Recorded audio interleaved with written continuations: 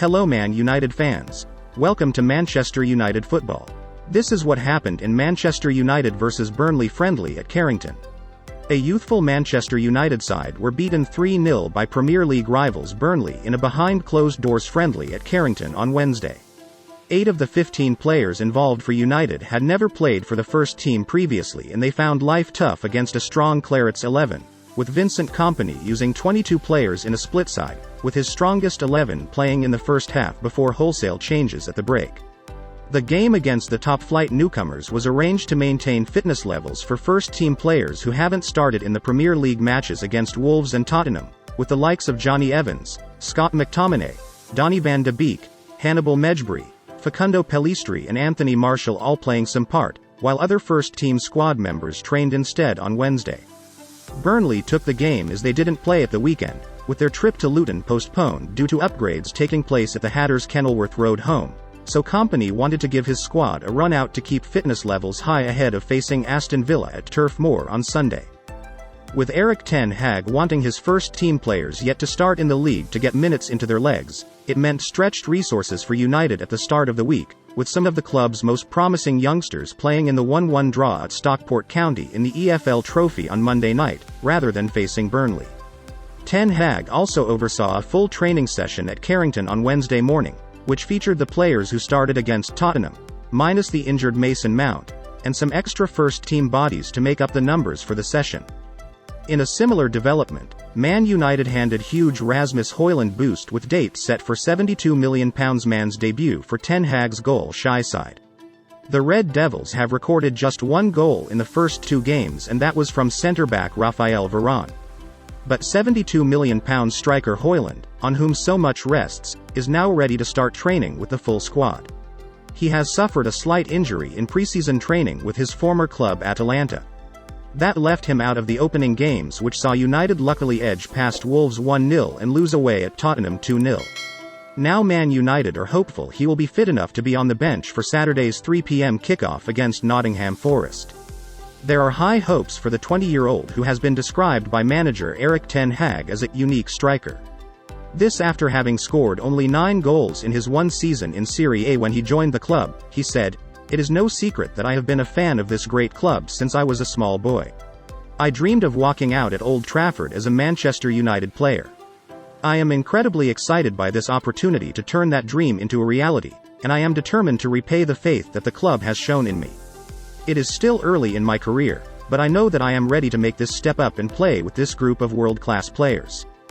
In other news, Manchester United supporters group, the 1958, has announced fresh plans to protest against the Glazers' ownership of the club amid ongoing takeover uncertainty. The fan group has urged those attending Saturday's Premier League clash against Nottingham Forest at Old Trafford to partake in a 60-minute sit-in after full-time, as they continue to voice their anger over the American family. It has been 9 months since the announcement was made that they would explore strategic alternatives for investment, paving the way for a buyout.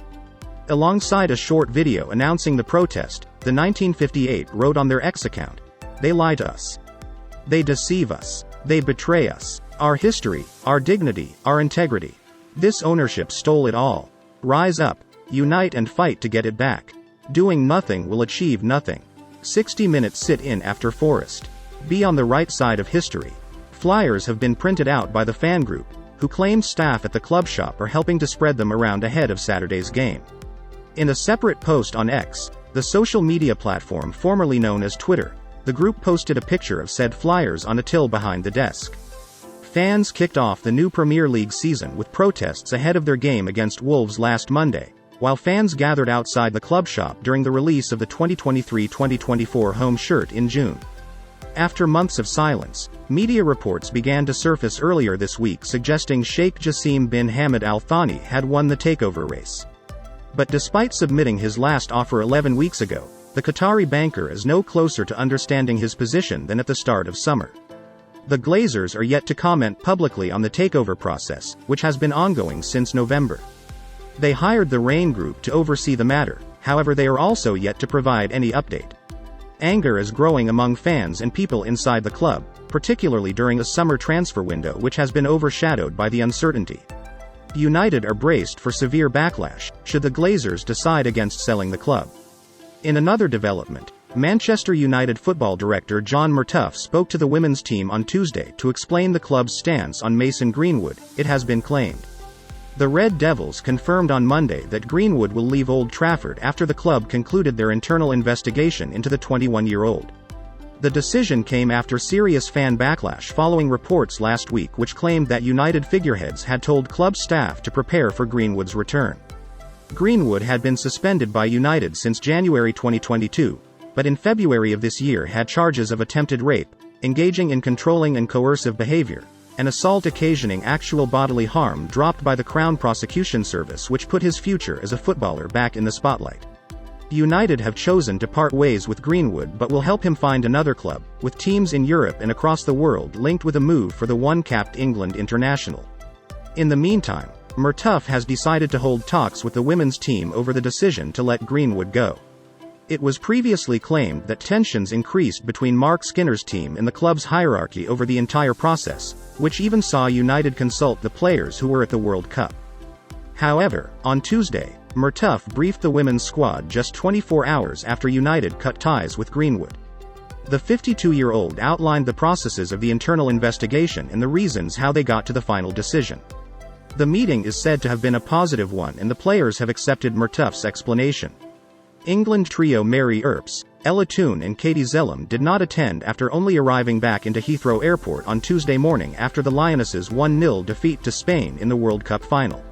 In a further development, Scott McTominay could land the chance to snuff out transfer talk, as Manchester United face being without Mason Mount for up to 6 weeks.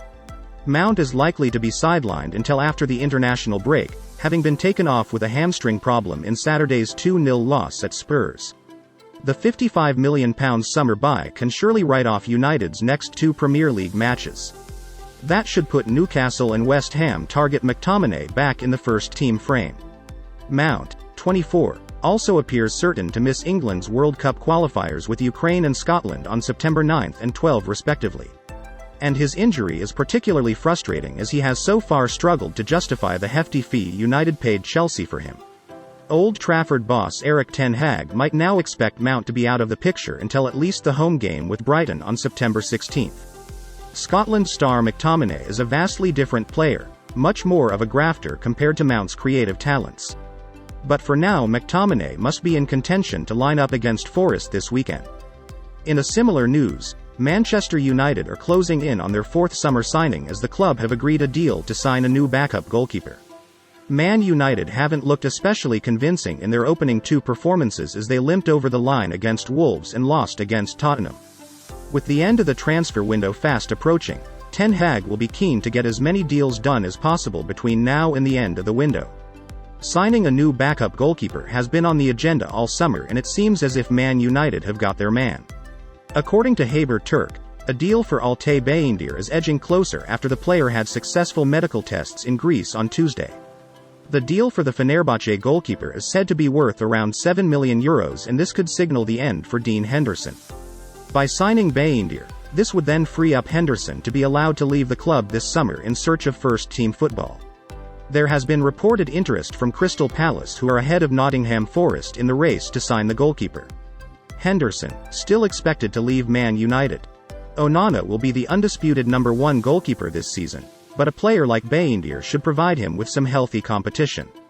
The 25-year-old Turkish goalkeeper has featured in 146 matches for Fenerbahce across his 5 years with the Turkish club. Fans, do you think the club should not have by now signed 1 or 2 defensive midfielders in this summer transfer window? Leave your comments below in the comments section. Till the next time, thank you for watching.